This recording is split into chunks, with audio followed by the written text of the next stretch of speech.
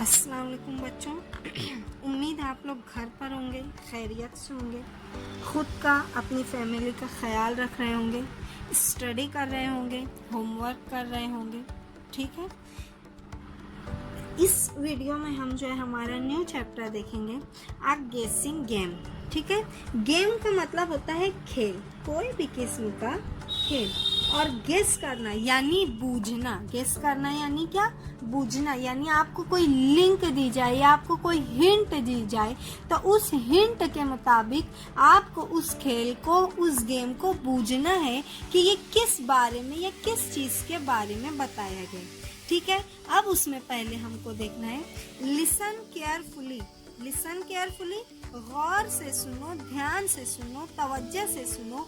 Read यानी पढ़ो, read करो, पढ़ो। द सेंटेंसेस यानी जुमलों को पढ़ो। In be with me and play this game. Listen carefully, गौर से सुनो, ध्यान से सुनो। रीड द सेंटेंसेस, सेंटेंसेस को पढ़ो। इन बी, जो कि बी में दिए गए हैं, एंड प्ले दिस गेम, और इस गेम को खेलो। अब उसमें देखेंगे यहाँ पर ए करके जो है उस कॉलम में जो है तस्वीर दी गई है। यहाँ पे आप लोगों को नजर आ रहा है ए दिया गया और उसमें तस्वीर दी गई है।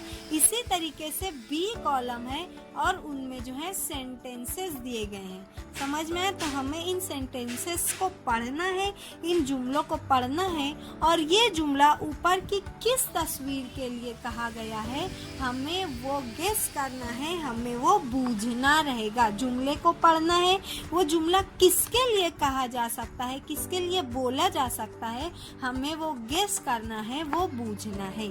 ठीक है, अब देखिए पहले हम यहाँ पर हिदायत देख लेते हैं। टीचर क्या बोल रहा है?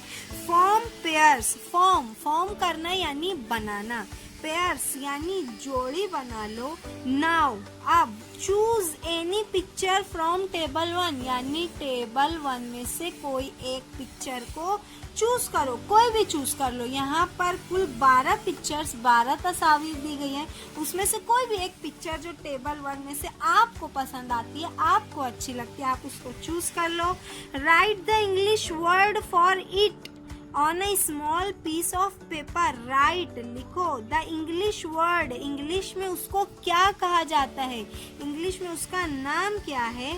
For it on a small piece of paper, और किस पे लिखना है? स्मॉल पीस ऑफ पेपर पर, यानी छोटे से कागज के टुकड़े पर हमको उसका नाम लिखना है। एंड फोल्ड इट, और उसको मोड़ देना है। जैसे अपने 4 चिट्ठी खेलते हैं, 12 चिट्ठी खेलते हैं, तो कैसे उसमें कुछ भी लिखकर उस चिट्ठी को फोल्ड कर देते हैं, मोड़ देते हैं। इसी तरीके से वो कह रहा है कि इसमें से जो भी तस्वीर आपको पसंद आती हो, समझ में आती हो, आप उसका इंग्लिश में नाम उस चिट्ठी पर लिखिए और उसको फोल्ड कीजिए। Let your friend guess the word, और अपने फ्रेंड को गेस करने दीजिए उस वर्ड को, यानी कि अपने फ्रेंड को बोलो कि अब तू बूझ के बता। With the help of sentences in B, B में जो सेंटेंसेस दिए गए हैं, इन सेंटेंसेस की मदद से उसको बूझना है कि वो कौन सी तस्वीर है। व्हेन, जब, ही और शी, जब वो गेस कर लेगी करेक्टली तो शो द वर्ड, तो तुम उसको वर्ड बता देना। यानी हमको क्या करना है बेटा, ये जो बी में सेंटेंसेस दिए गए हैं उसको पढ़ना है एक एक करके, और वो सेंटेंस किसके लिए कहा गया है हमें वो देखना रहेगा। यहाँ तक समझ में आया सबको? तो बेटा हम गेम शुरू करते हैं। सबसे पहले हम ये करेंगे कि इन तस्वीर के जो इंग्लिश वर्ड्स हैं, इंग्लिश में इनको क्या कहा जाता है, हम पहले वो लिख लेते हैं। तो सबसे पहले फिगर में, तस्वीर में क्या बना है? पिक्चर में सूरज। सूरज को इंग्लिश में कहते हैं सन, SUN, सन। उसके बाद क्या बनी हुई है? गाय।